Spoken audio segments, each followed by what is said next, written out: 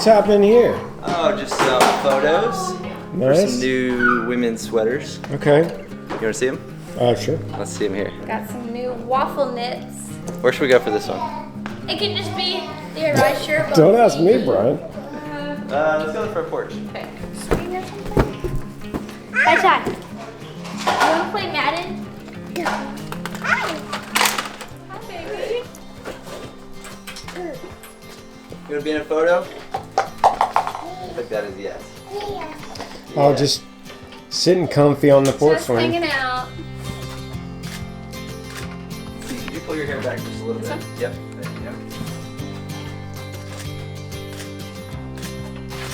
I wonder what music Paul's gonna have over this part right here. I don't know. Well, I guess we'll find out right now.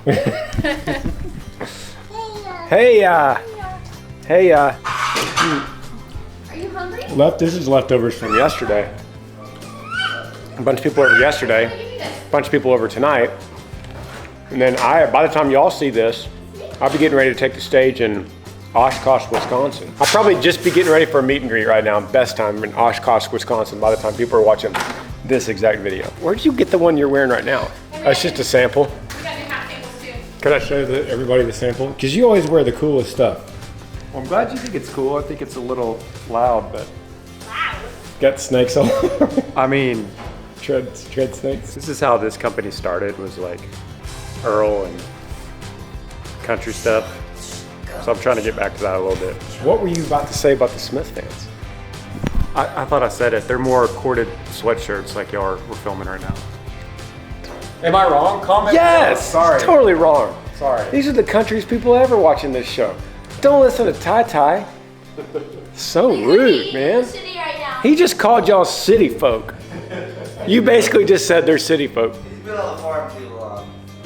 You need to stop living on the farm and get out to this farm. Okay, let's see what you got. We got just plain. You love this one? I love it too. Let me see it Simple. though. I can't see it. Girls said they wanted simple, neutral blacks and whites, but Tata said they don't sell, so I'm gonna need y'all to buy them, or else I can only buy so many. Okay, let's see what you got here. Do we like black with white or black on black? Marshall gave me that book. I'm not trying to advertise that book. My pastor gave me that book. Okay. It was just sitting there. Okay, but I like these. I like them. They're plain, but we might go back to the original Circle Y, or just a small yee here. Move this from here to here. I'm a fan of the Circle Y over the Rocker Y. This is what we call the Rocker Y. I like the Circle Y that Was originally created at I don't know where I was, at some restaurant, and I drew it on a napkin. Yeah, me too. I like it. I think we're gonna go back with any of these. So tell us, do you like the black or the white? I really like the camo though. All right. Yeah. Okay. Yeah. Okay. Cool. I'm gonna go show them what I've been doing in the garden, because since we made the preaching announcement, we'll call it that, ministry announcement, I have not filmed because I wanted that video to come out. So let me show you what I've been doing in the garden. So I haven't been able to really film anything since I made the announcement of ministry, leaving touring. So I need to go back and read your comments and see if there's any questions I need to answer about the last tour or whatever. And then I'm gonna show you what I've been doing out here. In the meantime, starting with the pollinator garden.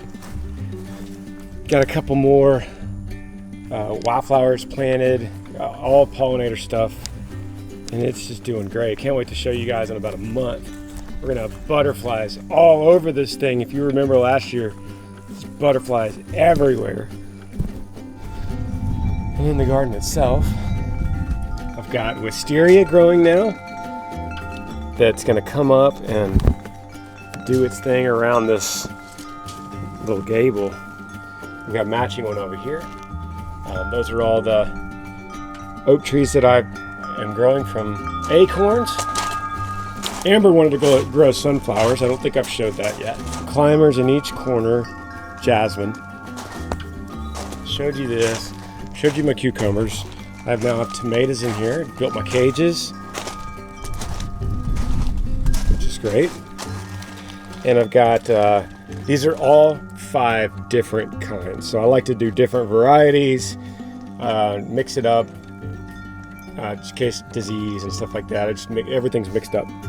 The middle ones are the small, like cherry tomatoes. Everything else is big ones. Blackberries over here in this corner. I'm gonna build a cage for them. This is kind of like I did over here. And then finally, I'm gonna try grapes this year. Got Mustang and Muscadine. I've never done grapes in a container, but I love experimenting every year, trying new things. I built this cage for them, and so they're gonna go wild. They're gonna go all over this cage, and they're gonna go every direction down this fence. And then I could trim it back in the winter. I could see what happens. I don't know. I'm just totally experimenting, see what happens. So this is the most random garden I've ever done. It's more based on what I know I'm gonna use. Like I didn't do okra this year because I usually don't harvest enough of it and it gets real hard. I didn't do any peppers because we just don't end up using them. I didn't do any kind of leafy greens because it always goes bad and gets super hot in May here and just fries. I didn't do potatoes this year because it's like you get one harvest and then you gotta put them in a cool damp spot, and if you forget, they all go bad. That doesn't seem worth a container to me. I didn't do eggplant. I didn't do zucchini. I didn't do squash. So there's a lot of, I didn't do corn. So there's a lot of stuff I didn't do. I just want to try something different. I just wanted to put a whole bunch of cucumbers because I love them. Tomatoes because I eat them on sandwiches every day or breakfast. And then Amber wanted sunflowers. Those will go hopefully all the way to October. Grapes, who knows, we'll see. I mean, muscadine, you can't really eat them, but you could like squish them and get the sweetness. And then I love blackberries, and so I think these are gonna crush. I'm excited about those. Comment below what else I should put in here. I'm out of containers. I have 2 more containers in the old garden, but I really like 6 the way this is because it just gives me so much more space. Tyler told me that I should put a table here and we could come out here and eat dinner. I was like, yeah, it's a pretty good idea. Yeah, put a little citronella candle, eat. I think that's a good idea. I want to show you guys the barn because I don't think we've done that a little bit either. The guys have been crushing it over here. Let me take you for a ride.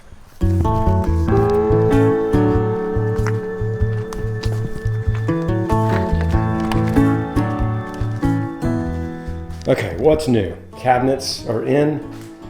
All of them, yeah. All the cabinets are in and painted and sanded. We're probably gonna go with a color. I'm probably gonna paint some kind of solid color. So some of it will stay wood grain, some of it won't. Their microwave's in. Countertops are still, they're in, but they're covered for protection. We've got all of the, this backsplash tile stuff is all in. In fact, that guy was in there cleaning today, that's why it's wet. That's, to recap, that is all the wood that's in this barn. That was from Indiana, Syracuse. And what else do I have here? All the trim is in. So all this trim is in. It still needs to be stained. Everything's gonna be stained, just a sealant protected. All the beams are in. And this is my bookshelf we're working on. It's gonna add another couple shelves here so I can fit books on it. The stairs, look at this. Stairs are in. The banister is in. This is really cool. The railing will go up here like this. But look at these stairs. They work so hard on this. Isn't that so cool? It's got the live edge on the side. And then it's got the floor is all in up here, and this came from Chicago in early 1900s, which starts here. And make sure I don't get mud. I always have mud. No, I don't today. So the stairs go here into the old wood floor from Chicago. And so you can just kind of get a vision of this whole thing. I'm gonna open this up for Smith followers. I'm gonna invite somebody over one of these days. Y'all gonna come stay in this barn, so. The lights are all in. A little scary until the railing goes in. And then the bathroom. We got tons of progress on the bathroom. Watch this. If I can make it in there. Yes, I can. Tiles in. And the shower, everything. The wood's in, the cabinets are in. And look at that, look how pretty that is.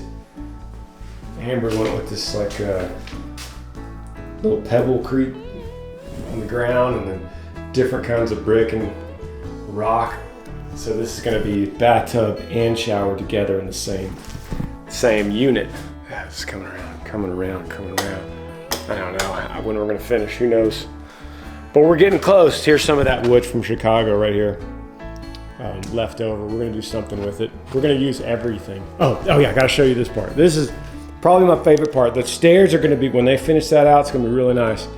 And probably my favorite part is this beam right here that goes all the way across.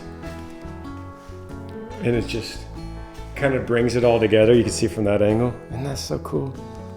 You guys remember what this started as? It's an old barn about to fall down. We should just have junk in here, cardboard boxes. It's so neat, coming together. I'm gonna show you Ramon's workspace out here. This is how he kind of builds everything.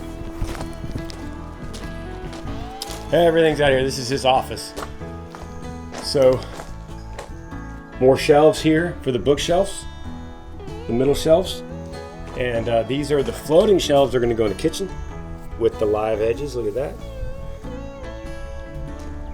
And then all the other material, the extra scraps. We're using everything. This all comes from 1800s. And then the banister, railing, all comes from this. Just to recap, some of you Smith followers have seen this already. So I just think it's so cool. So cool.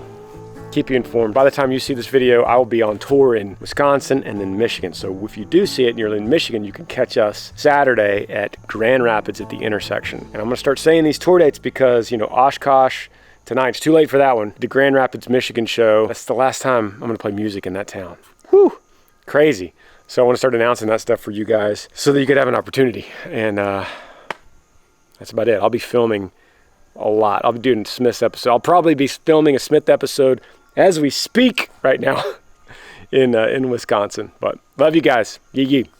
So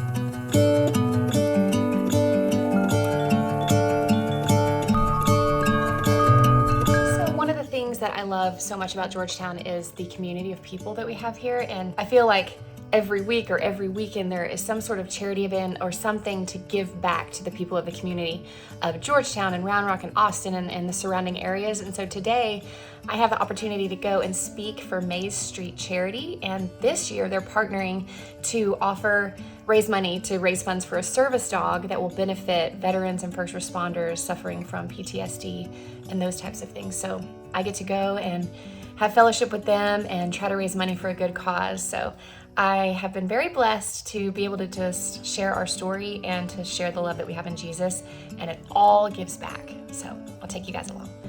Our seemingly worldly, perfect little life was shattered. I found out just how quickly faith, family, and community really are. When the tragedies of this broken world bring you to your knees, those are the things that matter most, and those are the things that are going to keep you going. Everything else after our loss just seems so trivial and meaningless. God above everything saved my life. He made himself known to me in that hospital in such a way, through the darkest time and through our heartbreak, that his love was irresistible. He saved our marriage, where in a time and in a loss like that, it either brings people together or it tears families apart. And by the grace of God, it brought us closer together. Jesus has carried us through the last 4 years by his faithfulness, his strength, and his truth. Well, the Main Street Charity event was a huge success. It was a beautiful luncheon full of lots of women and men just all gathered there to support this awesome cause. They raised $10,000 to get the service dog for the veterans and first responders. And it's also going to help children who might be placed in a child protective services situation to bring them comfort. And I was truly blessed to listen to these other women who are younger than I am, but have been through such trials and adversity, and just staying and persevering through it, staying positive and staying hopeful and persevering through trials and heartache and pain. Cancer. Riley went through cancer diagnoses multiple times, and now she is on the board of an amazing organization called the His Grace Foundation. And Marissa, She was also sick. She's a dancer, a Dallas Cowboy cheerleader. She was also sick. She got better, and then her father got sick with Alzheimer's and dementia. That is one of the organizations that's close to her heart, is giving back to those organizations. So I'm just always encouraged by other men and women who persevere and who keep the faith and who endure to the end, because that's what we're called to do. We're told in this life that we will have trouble, but it's what we do in and through that pain and that heartache that is a testimony to others. So I was super encouraged. If you guys want to check it out, you can just Google Main Street Charity and make a donation to them, or just check out all that they're doing in the community.